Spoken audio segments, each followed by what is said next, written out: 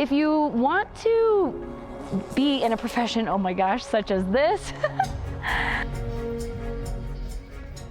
I spent 4 years, 5 years working my butt off. And then after college, I was like, oh, I'm definitely gonna become a sponsored athlete, like no question. But it was a lot harder than I thought it was gonna be. After meeting a couple of professional runners that I had been friends with or met through other friends, I realized that I had to put myself out there until finally someone was like, yeah, we're kind of interested. We'll take you up on that. My name's Emkay Sullivan.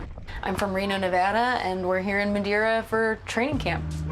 A lot of us haven't met each other in person. I've been on the team since 2021, and the only people I know are the Americans. So it's been a lot of fun to meet everybody in person.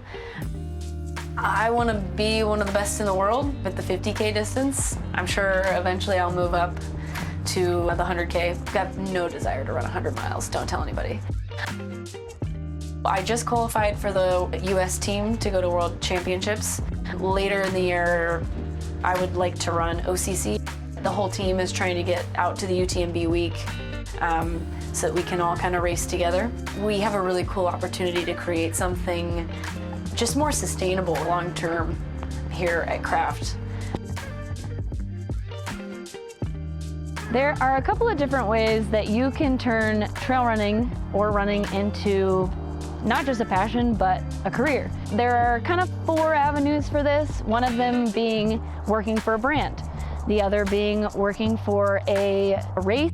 A third option would be coaching, and a final option would be becoming a sponsored athlete, which that one being probably the most difficult of the 4. How did I make my trail running passion into a career? Well, I started as just an average runner. I mean, maybe not average. I was on a college team. I spent 4 years, 5 years working my butt off. And then after college, I was like, oh, I'm definitely gonna become a sponsored athlete, like no question. But it was a lot harder than I thought it was gonna be. So I ran all the races, I ran pretty fast, but like nobody was just gonna come knocking on my door to offer me money to run. I'm not very good at social media, but I think without social media, trail running would not be as lucrative of a sport as it is becoming. It's still pretty small, but it's becoming more professionalized. And yeah, I don't think that would have happened without social media. And so after a while, after meeting a couple of professional runners that I had been friends with or met through other friends, I realized that I had to put myself out there, not only running races, but I had to market for myself in order to find people that were actually interested in hearing my story and like helping me become the athlete that I knew I could be. And so I think a huge part of becoming a sponsored athlete is being willing to like find contacts so that you can reach out to people and just be like, hey, look, this is what I've done. Make sure you put a resume together of all the things you have done so that when you go to those brands, they don't have to search through your results because they're probably not gonna do that. And when you go to races, if you have a chance to like get into a bigger race, you try to meet, you know, either people that are on the team or sometimes team managers from brands happen to travel with their teams also. So I think it's always important to just like kind of be vulnerable and just like ask people. The worst that they can say is no.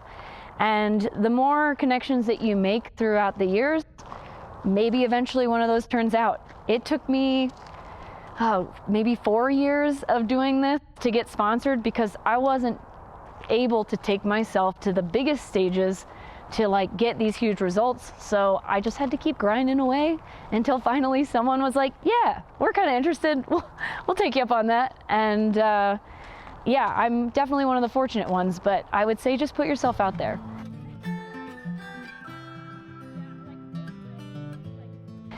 And the other way that I have made running my passion and my job is coaching. I was an NCAA coach for 3 years, so I have a lot of experience in that area, but I've also paid money to go to classes to learn more about coaching and physiology. I think it's important that as a coach, you have to know your stuff. Not all runners can just be coaches.